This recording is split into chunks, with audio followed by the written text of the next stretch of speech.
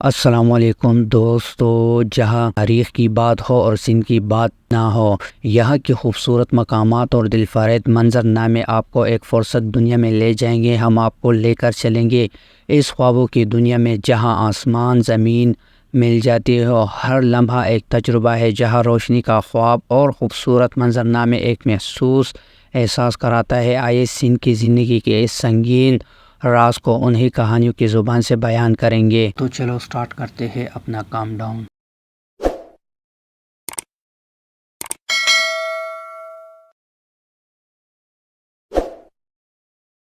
5 بہنبور کراچی سے تقریباً 65 کلومیٹر مشرق میں واقع بہنبور ہے، جو سندھ کے سب سے دلکش اور پراسرار تاریخی مقامات میں سے ایک ہے۔ اس سائٹ کو اکثر بہنبور بھی کہا جاتا ہے اور اس جنوب ایشیا میں اسلام کی تاریخ میں اہم کردار ادا کیا ہے۔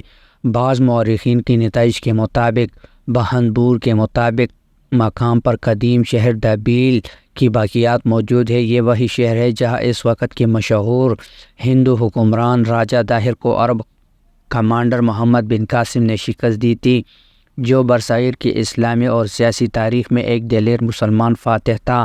دوسری طرف کچھ دیر آثار قدیمہ کے ریکارڈ کے مطابق بہنبور کی تاریخ اسلام کی تاریخ سے بہت پرانی نکلی ہے، جو پہلی صدی قبل مسیح کی ہے۔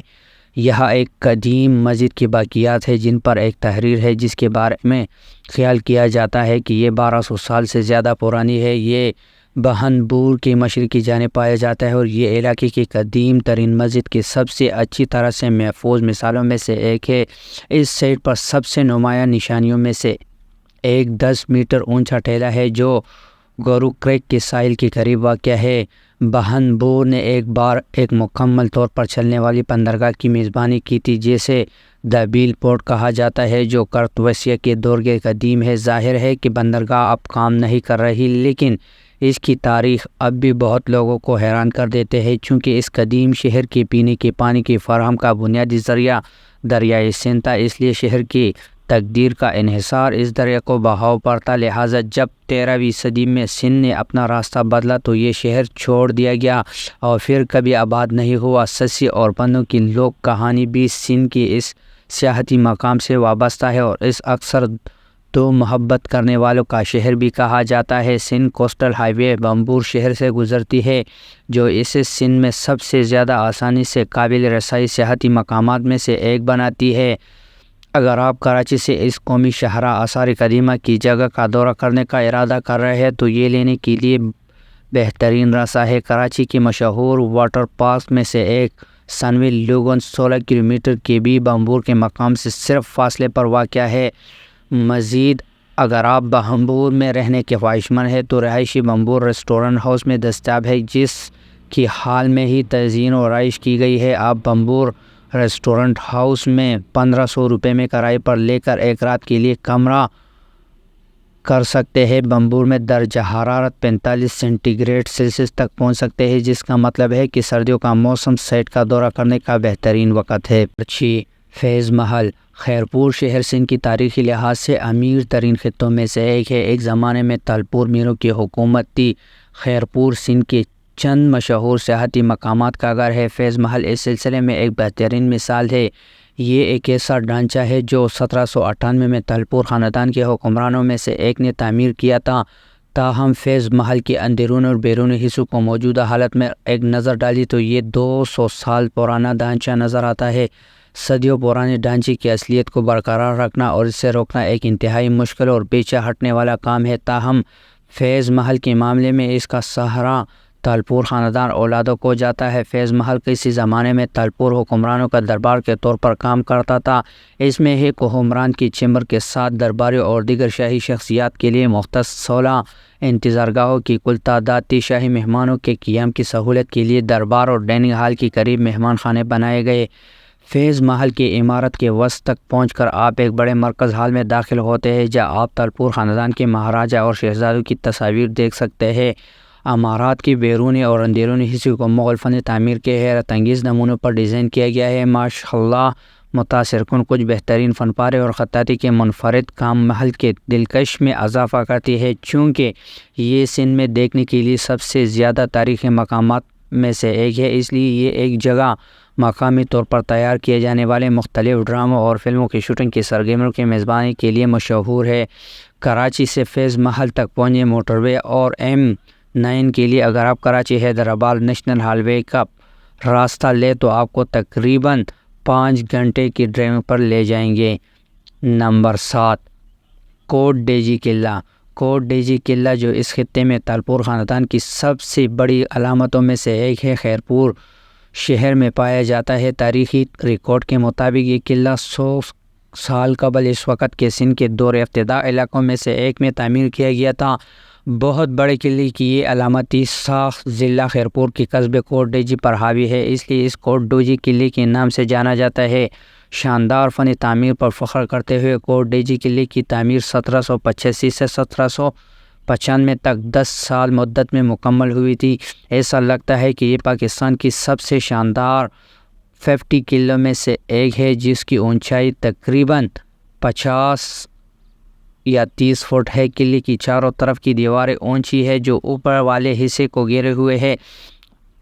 قلعہ باؤنڈری کی کل لمبائی تقریباً 1.8 کلومیٹر ہے، چونکہ پتھر اور پٹے سے پکی ہوئی اینٹوں سے بنایا گیا ہے۔ قلعے حکومت عملی سے پینے کے پانی کی ذخیرہ کرنے اور استعمال کرنے کے لیے پانی کی ذخائر سے بھی لیس تھا، چونکہ خطے کی نایاب وسائل میں سے ایک ہے۔ قلعے کے گرد گھومتے ہوئے آپ کو بغیر چھت والے کچھ کمرے نظر آئیں گے جو کبھی گولہ بارود کے ذخائر کے لیے استعمال ہوتے تھے، جسے سندھی زبان میں بارود خانوں کہا جاتا ہے۔ کوٹ ڈیجی قلعہ میں ایک جیل، ایک کمرہ عدالت اور فوجیوں کی کئی سیلوں کی شکل میں الگ رہائش گاہ بھی ہے۔ شاہر دروازہ، جسے مقامی طور پر شاہی دروازہ کہا جاتا ہے، قلعہ کا واحد عظیم الشان دروازہ ہے۔ لکڑی کے دروازے پر لوہے کی بھاری اسپیک لگائے گئے ہیں جو دشمنوں کو قلعے کی حدود میں داخل ہونے سے روکتے تھے۔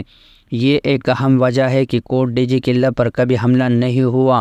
بدقسمتی سے اس تعمیراتی شاہکار کے تحفظ کے لیے زیادہ مرمت اور دیکھ بھال کی سرگرمیاں نہیں کی گئی، جس کی وجہ سے یہ قلعہ مسلسل اپنی اصلیت کھو رہا ہے اور اس وقت کے ساتھ ساتھ خراب ہوتا جا رہا ہے۔ اگر آپ سندھ میں سیر کے لیے کچھ دلکش مقامات کی تلاش میں ہیں تو آپ کو اپنی کوٹ ڈیجی قلعہ ضرور ہونا چاہیے۔ نمبر 8، رانی کوٹ قلعہ پاکستان کی سب سے حیرت انگیز اور پراسرار مقامات میں شمار کیا جاتا ہے جو پٹری سے گرتے ہیں۔ رانی کوٹ قلعہ سندھ کے ضلع جامشورہ کے سب سے الگ تھلگ علاقوں میں سے ایک وسط میں پایا جاتا ہے۔ آج تک شاندار طور پر کھڑا رانی کوٹ کے قلعے کو سندھ کی عظیم دیوار کے نام سے بھی جانا جاتا ہے۔ اسے دنیا کا سب سے بڑا قلعہ بھی مانا جاتا ہے کیونکہ اس قلعے کا طواف ناقابل یقین حد تک تقریباً 32 کلومیٹر ہے۔ اس قلعے کی تاریخ 19ویں صدی کی پہلی سہ ماہی سے ملتی ہے۔ قلعہ بندی کی دیواریں پر پہاڑی اور چراگاہوں کی قدرتی شکل کے مطابق اوپر اور نچلی کی شکل میں بنائی گئی ہے اور مختلف وقفوں پر نیم گول گھوڑے نمایاں ہے جو بیرونی کی خوبصورت میں اضافہ کرتے نظر آتے ہیں۔ قلعہ بند کی دیوار صرف ڈھانچے کے 3 اطراف پر ہے، جبکہ چوتھی طرف جو کہ شمالی سمت ہے اور اونچی ٹیلوں کی اونچائی چوٹیوں سے ڈھکے ہوئے ہیں، 4 دیواروں کی تقریباً 6-5 میل کا سفر کے بعد آپ کو ایک چھوٹے سے قلعے سے مل جائے گا جو کہ میرو کے حکمران خاندان کی ہے۔ تقریباً 6-5 شاہی رہائش گاہ سمجھا جاتا ہے۔ قلعے کے داخلی دروازے پر جنوبی جانب سے دوہرا دروازہ ہے۔ جیسے ہی آپ قلعے میں داخل ہوں گے آپ کو خوبصورت سے سجے ہوئے زیورات کے ایک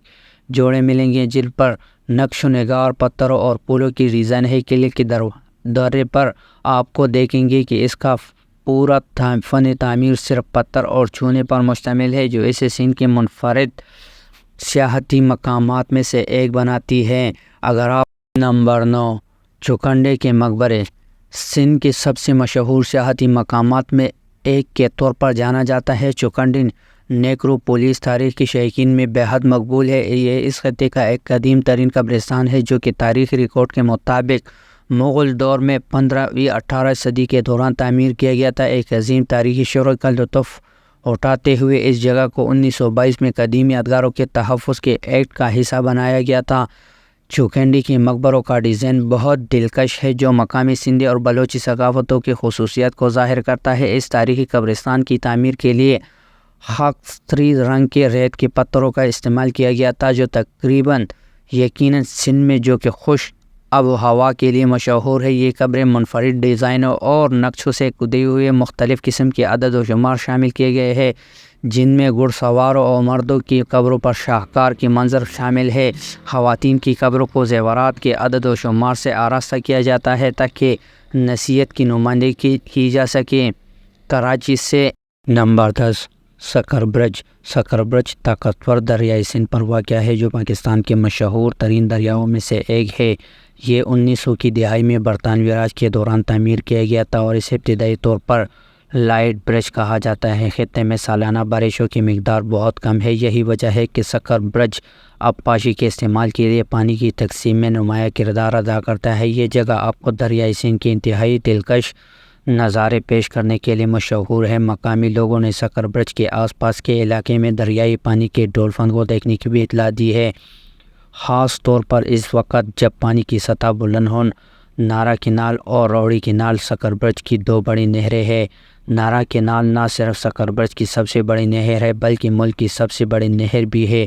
حیرت انگیز طور پر یہ ایک قدرتی نہر ہے جو 2.3 ملین ایکڑ سے دریائے سلطج سے نکلتی ہے اور زرعی اجزاء کو پورا کرتی ہے۔ اس حقیقت باوجود کہ روڑ کینال نارا کینال سے چھوٹی ہے، یہ اس سے کہیں زیادہ پانی نکالتا ہے۔ اس میں 2.6 ملین قابل کاشت زمین کو پانی فراہم تقریباً کرنے کی صلاحیت ہے۔ پانی کی بہاؤ کو کنٹرول 66 گیٹس کے ساتھ بیراج کرنے کے لیے ڈھانچہ انتہائی مضبوط ہے، جسے ساخت موسمی حالات اور سیلاب جیسی صورتحال کو برداشت کرنے کے لیے ڈیزائن کیا گیا ہے۔ سکر سے یہ مشکل 15 منٹ کے ڈرائیو پر ہے۔ اس پکنک کی جگہ سے پر جانے کے لیے آپ سکر کے آس پاس بھی گھوم سکتے ہیں کیونکہ یہ شہر بہت سے مشہور مقامات کا گھر بھی ہے۔